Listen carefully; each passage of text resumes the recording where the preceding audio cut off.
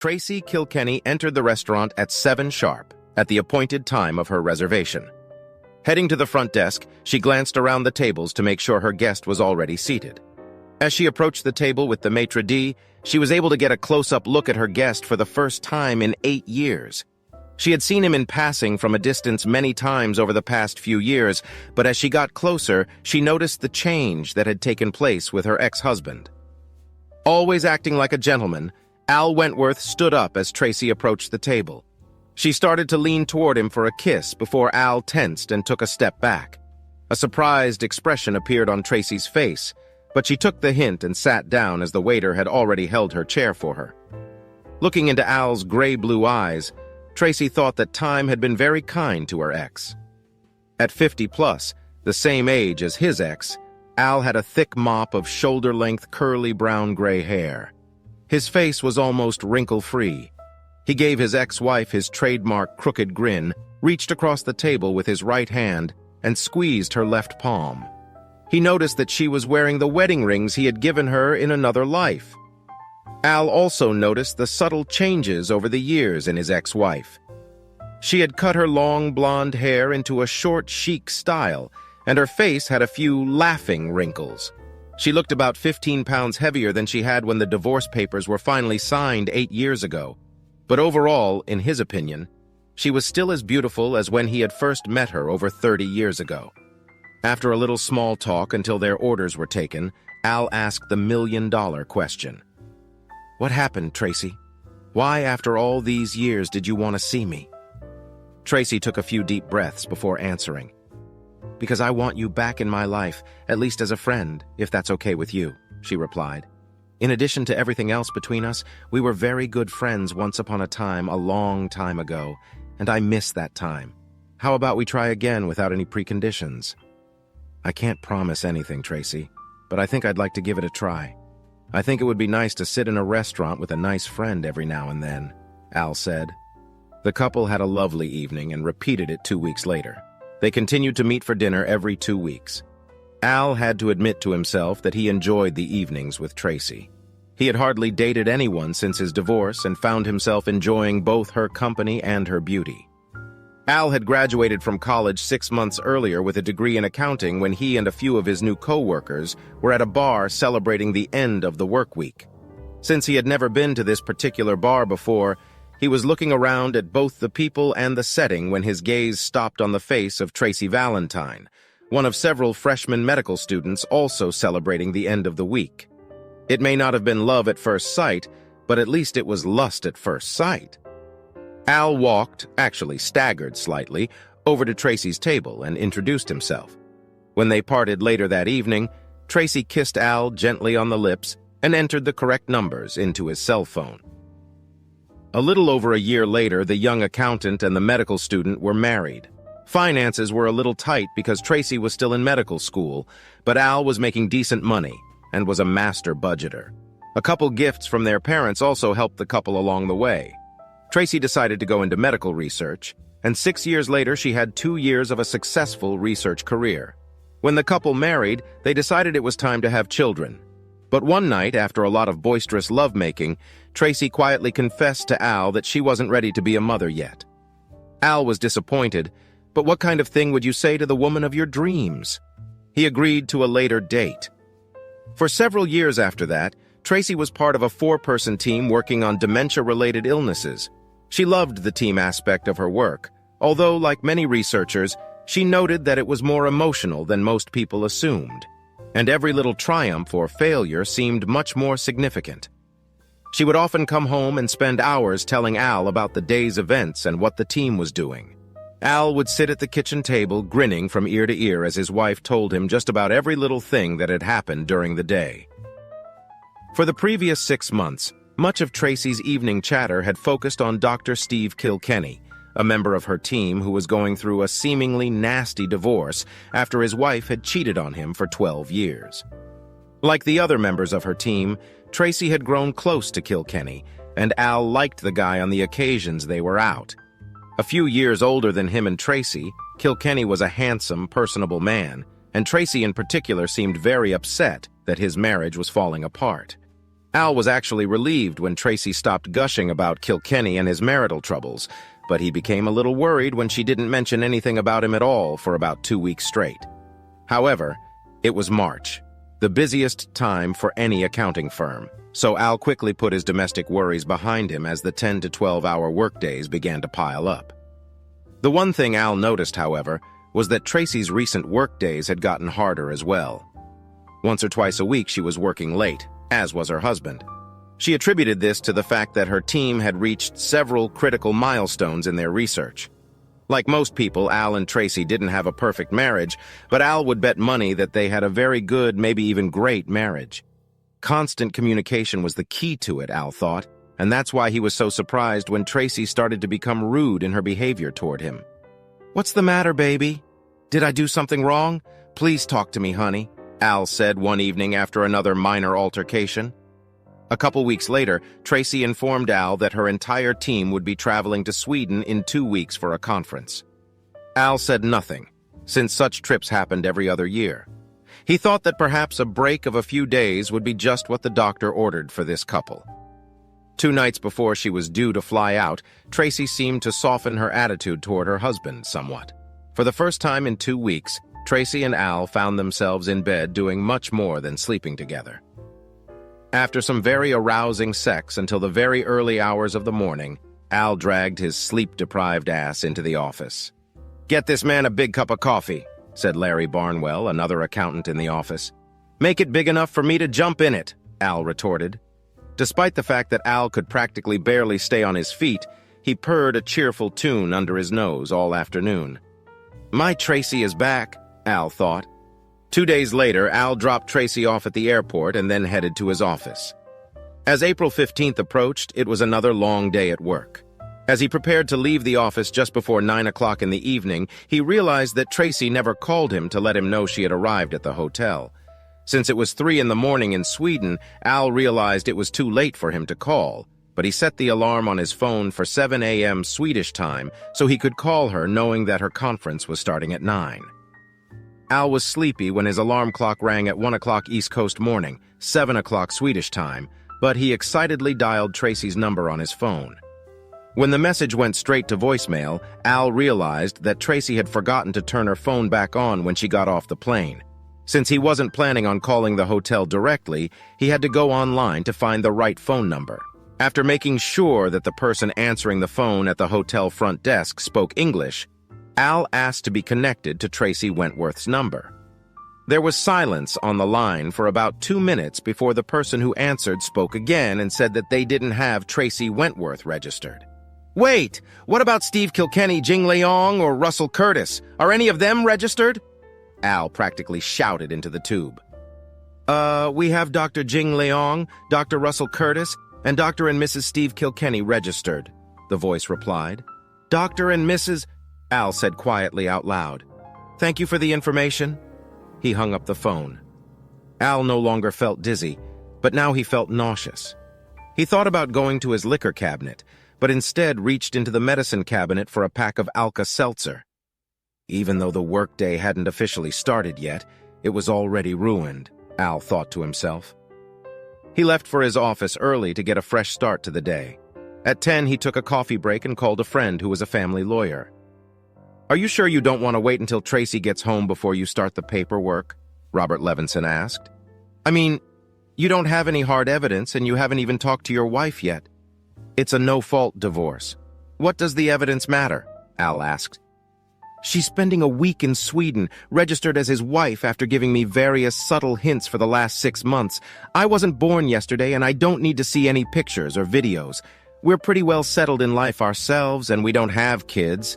Just split everything in half. She can buy my half of the house if she wants. This house isn't for me anymore."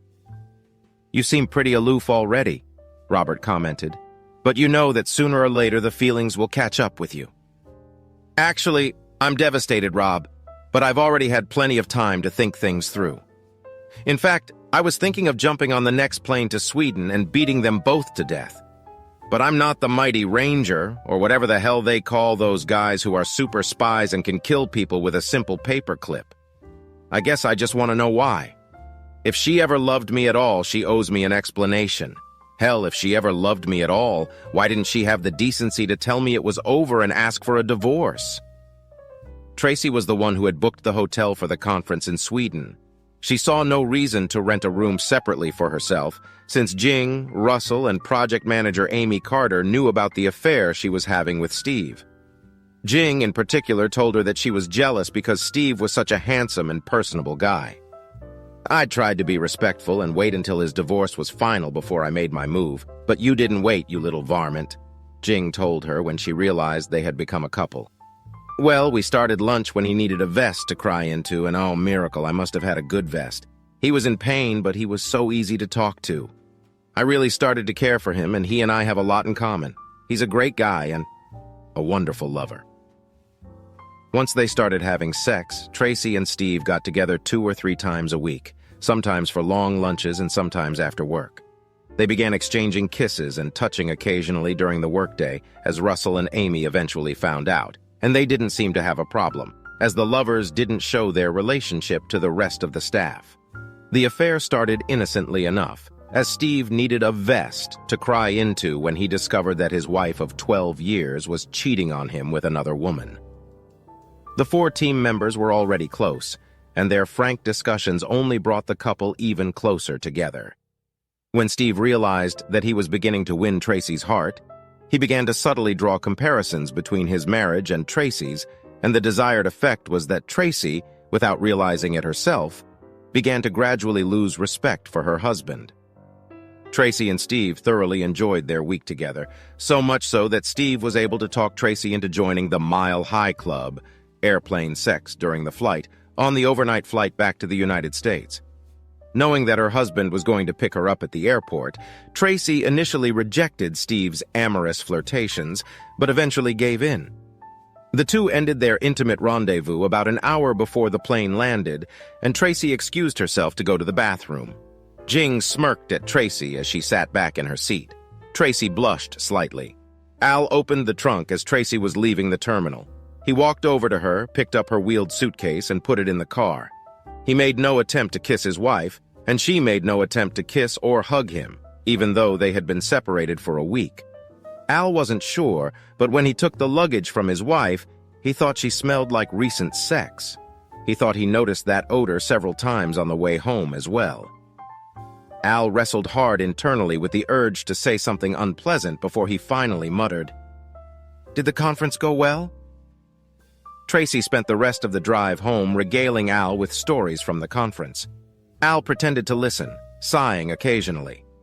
If Tracy was really paying attention to her husband, she would have seen his knuckles turn white as he gripped the steering wheel tightly. When they reached their house, Tracy began to worry that Al might want some welcome home sex. Then she realized that except for that moment before they left, she and Al hadn't had any sex in months.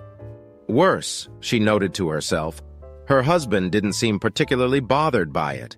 Al didn't stick around the house long after dropping his wife off. "I still have half a day for work I can do," he muttered as he headed for the door. Saturday morning, Al got up early and made a breakfast of bacon, eggs, and coffee. When Tracy finally showed up in the kitchen, the table was set and Al was sitting drinking coffee. He pointed to her seat and Tracy sat down. She began to eat slowly before Al broke the silence. "So it was so much fun being Mrs. Steve Kilkenny for a week that you didn't even call once?" Al asked quietly. "Is it going to be permanent now?" Tracy began choking on her food while Al watched her impassively. Her thoughts quickly went back to last week. She was sure she had called Al when she landed. No, wait, she had forgotten to turn her phone on for over 24 hours. But there were no messages from Al even later. Could he have actually tried to call her in Sweden? Oh God, no, she thought. It was about 2 minutes before Tracy realized she was looking at the table. She knew there were no right answers to Al's questions. "How long has this been going on, Tracy? Do you love him?" Al asked in an interrupted voice. "For over a year now," she practically whispered. She finally raised her eyes to Al. She wasn't sure if she should have answered the second question. "You love him, damn it. I don't know," Tracy mumbled, stammering. "It's complicated. I could have a little, but that doesn't mean I don't love you." Al ran his hands through his hair and struggled to contain his hysterics. "What have I done wrong? All I know is that for the last 6 months, as far as I can tell, we've been going downhill, and now you're telling me you've been cheating on me behind my back for over a year, and you're spending a week in Sweden in the arms of this asshole, registered as Mrs. Stephen Kilkenny. Shit!" Tracy jumped when Al slammed his palm on the table. Al could see the thoughts swirling around in Tracy's head as she contemplated what to say to her husband. Hell, she was arguing with herself, not realizing what was even true about her relationship. Thinking back to the beginning, Tracy realized that she had probably gotten too close to Steve while he was having marital problems, and had started projecting the pain she was feeling with Steve onto Al. Then, when she and Steve actually started having sex, she found it fun, exciting, new.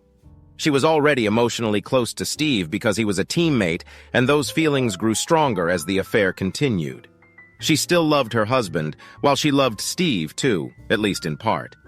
The week she spent pretending to be Steve's wife in Sweden may have been the deciding factor that put Steve ahead of Al in what turned out to be an unspoken competition for Tracy's affection. "You didn't do anything wrong, Al. I still love you, but I also love him too," Tracy said quietly. "Ah," muttered Al inarticulately and continued, "There is no him or me in my world now, Tracy. I gave you every ounce of my love for over 20 years. I forgave you for breaking your promise to me to have children. I never sought love or comfort outside of our marriage, even though I had those chances. And this is how you reward my love and my trust. I haven't had over a year to think about it like you have, but your overnight stay in Sweden has given me a whole week to think hard and plan. The divorce papers will be served on you early next week. There's no fault in this state, Tracy. We'll split everything in half. You can buy my half of the house. I don't want anything to do with this house." "Wait, I'm not sure I want a divorce. Don't I have a say in the matter?" she asked. "No, you've lost that right. You made a choice in favor of this asshole. I'm making the decision to get a divorce." It didn't escape Al that not only had Tracy not apologized for hurting him, she hadn't apologized for her affair. Tracy was served at work the following Monday. She came home furious. "At work, Al, in front of my boss and team?" she said in disgust, throwing papers at Al as she entered their house. "Come on, say something else, Tracy. They all knew about your affair. None of them cared how I felt. Well, now I don't give a shit about how you feel." Tracy blushed thickly but didn't say another word. She hadn't made dinner either. He ordered a pizza for himself. Al had no idea what she ate. Al moved into a rented apartment 3 days later. Tracy bought out Al's share of the house when she signed the divorce. Steve moved in with Tracy a week later, although the divorce wasn't official for another 53 days. The two married 3 months after the divorce became final. 2 years later, Tracy and Steve divorced peacefully.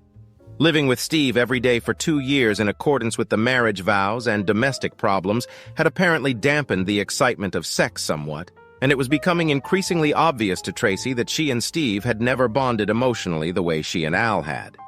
For his part, Al dated women from time to time, but no longer found the connection with anyone that he had with Tracy before things fell apart. He hadn't followed up with his ex-wife since her marriage to Steve.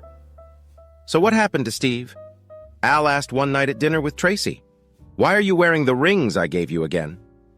Tracy knew the questions would follow, but blushed anyway when asked about it. "I really thought I loved Steve. Maybe not quite as much as I loved you, but at the time I believed it was enough.